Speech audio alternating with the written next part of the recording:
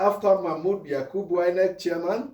They took him to court, alleging that indeed the High Court in Abuja, that his asset declaration did not indeed fulfill provisions of the Code of Conduct Act, and that there are some properties he acquired. He cannot explain why and how he got the wealth and wherewithal to acquire those property. Indeed, his lawyers presented evidence before the court that he legitimately acquired those property. And so yesterday the court threw out that case, asking and trying to force him to step down as INEC chairman and all that. So just as with the CBN governor, it appears some people are also after Mahmood Yakubu. But the court judgment that came yesterday restrained the security agencies from investigating or arresting him. My colleague is here with me, Abulo Semoagu. Welcome to the program. Amechi, good morning, and good morning, dear listener. It's one day to the 6th of January when collection of PVC will resume at the world level. Make it as part of your resolution, I said it before, and part of your commitment to the electoral process in Nigeria. You have a civic right to cast your vote for your preferred candidate, and the only license you have to do that is by getting your PVC. So program yourself. For those that will be rushing to take their children to school this weekend, you can still factor in this weekend for your PVC. If you know you will not be chanced once activities kickstart fully by next week. We encourage Nigerians to play their role, play their part, so that at the end of the day, on the 29th of May, you will not be blaming your village people for the wrong candidate that emerged as either president, or governorship, or Senate, or House of Rep member. So go prepare tomorrow to collect your PVC. Amechi, the finance minister did a breakdown yesterday, and a lot of backlash, a lot of attack on that document called the 2023 budget. A lot of highly placed personalities have reacted to the budget presentation, like Obi Ezekwesili, you know her, former Minister of Education, former Deputy Governor of the World Bank, and she has a lot of experience when it comes to financial management and Deputy Managing Director. Deputy Managing Director, yes. And for her to be reacting in that manner, and so many other economists, financial managers have been reacting, and that this could be this last budget of President Muhammadu could be the worst in the role. And when you listen to the finance minister yesterday telling you that they've been borrowing to pay subsidy, you weep for Nigeria, Amici. I tried to check why that's federal government borrows to pay fuel subsidized fuel. Subsidized fuel. And I want to also commend the Debt Management Office, the DMO, for coming out boldly. As I said yesterday, that come with your full chest. They've come with their full chest to tell you that by May 29, 2023, Nigeria's debt profile can rise to 77 trillion naira, Amechi. 77 trillion naira. As if the National Assembly succeed in securitization of the 22 trillion from CBN. Ways and means borrowing from CBN. Now, I checked, and the Debt Management Office said the current debt profile is 44 trillion. So we are looking at an additional almost 30 trillion to that amount, if not more than, by May 29, 2023. And we're already 2023. By the time you factor in the 22 trillion and the about almost 12 trillion to be borrowed to support 2023 budget. Yeah. But now this debt is not just for the federal government alone. She said I think I said our national debt. Dr. Patience, I've forgotten the second name. Oneha, yes. She said the debt is for both subnational and the federal government. And I tried to check, the highest indebted state is the Lagos state, with around 797 billion, 797 billion naira. And the least is Jigawa as of 2021-2022 with about just 31 billion. And that goes a long way to tell you that the higher the economy progresses, there is room for you to borrow. But what some persons have said, the borrowing that we do Is it for production or we just Clearly consume it? not. It's clear we are borrowing to pay salaries. The initial intent based on the law's Fiscal Responsibility Act is that if you must borrow, it's for capital project. If you don't have money to do other things, you must not borrow. Mm-hmm. We are to restrict it to capital budget, but we have moved away from that. We have violated that law. Yes, that law enacted by the National Assembly and signed into law by a president was violated, and that's not the only violation. I will give you more violations. We're also borrowing to indeed pay fuel subsidy. Mm-hmm. Now, this subsidy, someone asked me this morning before we came on air, how much are we subsidizing? Is it at 180 naira per liter? And I can tell you, it's only in the heart of Abuja city center, that you can pay 180 naira for petrol. Mm-hmm. And in Lagos, maybe some parts of Lagos.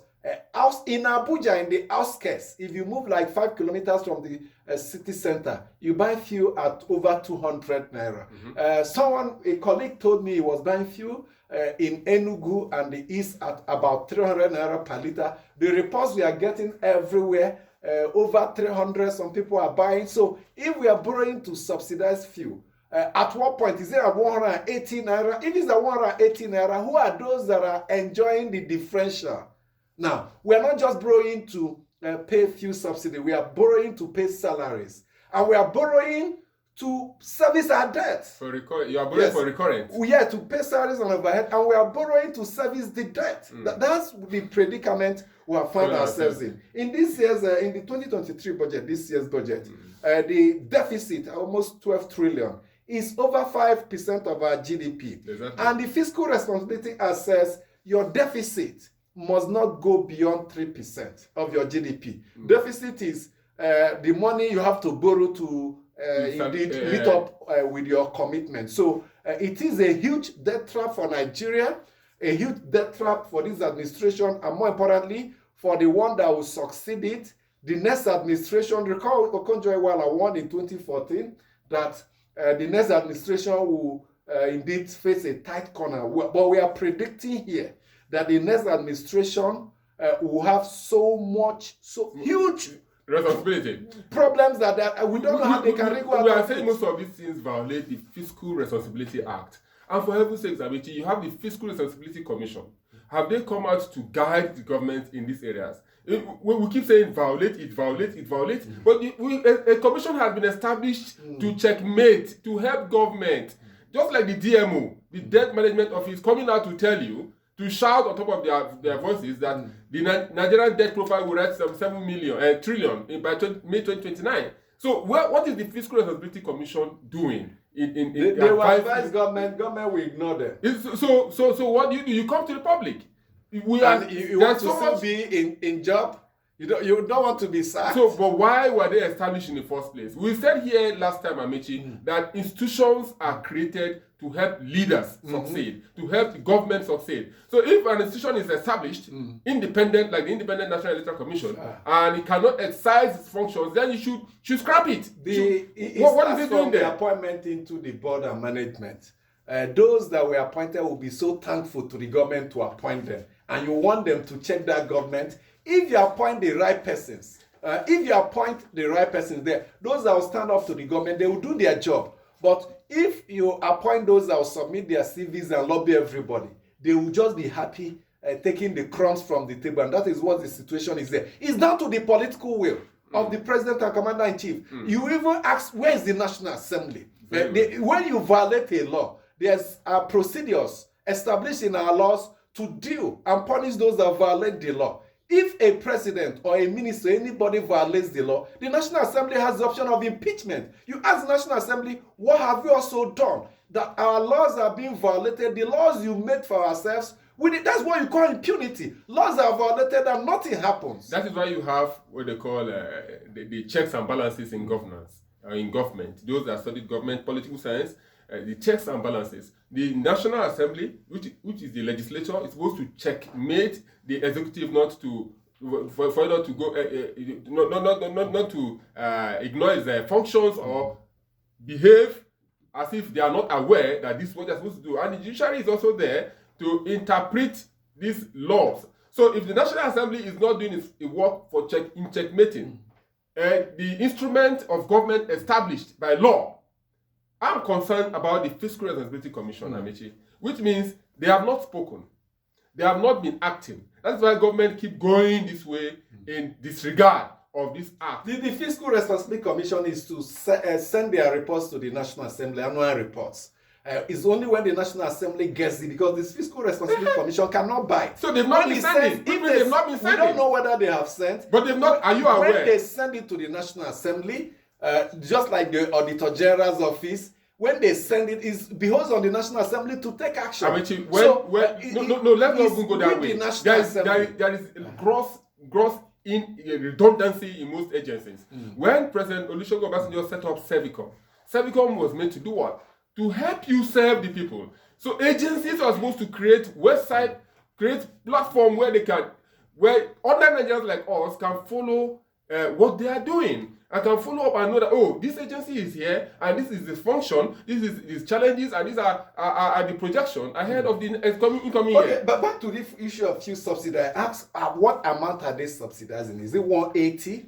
Maybe there are just less than 5% of fuel stations in Nigeria that dispense at 180. Those that sell at 300 are milking this nation the differential, which is 120 naira per liter. They will still receive subsidy on top of that money. Is it not a big racket? Who made the pump price 180? That's the official price, the regulatory commission, downstream and that's the amount they fixed. Midstream, yes, fixed. And that 180 or 167? No, the fuel pump price is about 180. That's what they recommend. Are they the ones that fix, or is market forces?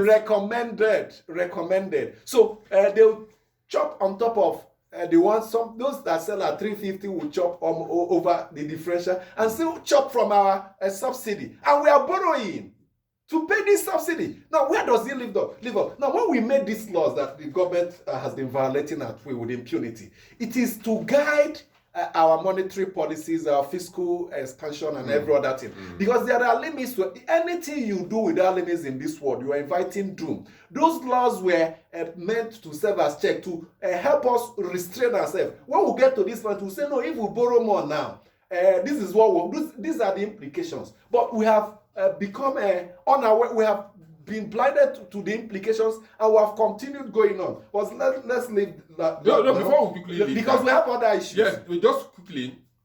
You heard your friend yesterday speaking, Femi Adesina, and he was saying the reason why the president did not remove subsidy in the last 7 years, which the president described as fraud, was because when you want to remove it, there are labor issues. The labor unions will come. Now, you left 7 years. You didn't remove what you describe as fraud. Now, the last... You pretended over that fraud. Over that so-called fraud. When Yar'Adua came in and he said the process that brought him was fraudulent, he quickly set up the Electoral Reform Committee or something like that. Mohammed Uwais. Yes, Mohammed Uwais Committee. And so many revelations were made. So what did you do in the last... Is it now that you want to leave a bunch of issues for the incoming government? Well, let's quickly tell you that who is after Mahmoud Yakub, the chairman of Independent National Electoral Commission, INEC. Some politicians, some activists have been shouting that there were pressures, some subterranean moves to get rid of Professor Yakubu as INEC chairman, that if he supervises this election, then some interests will be greatly harmed. And of course, you recall the same moves, the same reports, rumors, came up in 2014 when Atahiru Jega was INEC chairman. Some people said, if you allow Jega to serve as INEC chairman and conduct that election, PDP will lose. There were pressures on the then president, which of course has been acknowledged. The president put his feet down and said, Jonathan, I will not sack Atahiru Jega so close to the election because of the consequences. Now, just a few weeks back, we started hearing of pressures, moves to oust the present INEC chairman. Some people believe that if he conducts that election, then some interests will be harmed. But that move was expressed in a court case. At least we saw the expression, some specific moves to get at him. A Nigerian went to court challenging the asset declaration form of the INEC chairman, saying there were some property he declared that his means of his the income does not cannot afford that. They were illegitimate. The lawyer of the INEC chairman went to court and joined issues with them, and he was able to indeed prove that based on his earnings, legitimate earnings, he was able to acquire those properties. And the judgment came yesterday. The judgment said, this property in question you legally acquired. And the judgment also restrained DSS, police named them, Code of Conduct, from investigating and arresting him. You know, for those that don't know, Professor Mahmood Yakubu, I think he did his NYC as a doctor. He already has his PhD when he was, I think when he was 7. And he also was in TED Fund, Tertiary Education Trust Fund, for about 7 years or thereabout during Jonathan government. And he climbed the ladder to become INEC chairman.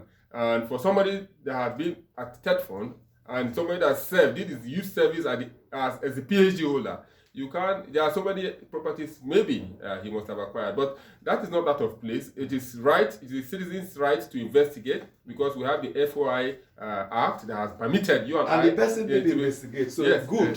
So good. A legal step taken. Yeah, so it's good to investigate public office holders, but where a lot of people question the time that this investigation is coming up, because it's just barely 2 months to election, and you are coming up with these issues. Why didn't you come up with this issue immediately after 2019 election, so we know that yes, you are sincere, you want to pursue this process, and if you were found guilty, then you would have been removed. So the calculation to remove the INEC chairman, if it sails through, Amechi, I don't know, the person coming in, how... Well, it's not working yet. So the legal attempt has failed. Are there some political attempts? Even the INEC chairman issue, since the court has spoken, I think we should look at the preparation of INEC ahead of the election. Yeah, absolutely. The safety of the INEC chairman is paramount. Security agency should make sure that he enjoys first class security. If they have not, they should increase the raise the risk level around him and provide the necessary. But they are not going after his life. It's after his property. Anything is possible. INEC offices are being attacked across Nigeria, so we must preempt such moves to really make sure that we have a credible election. We'll take a commercial break. When we come back, your meals, and we'll talk about the arrival of the last batch of beavers. Stay with us.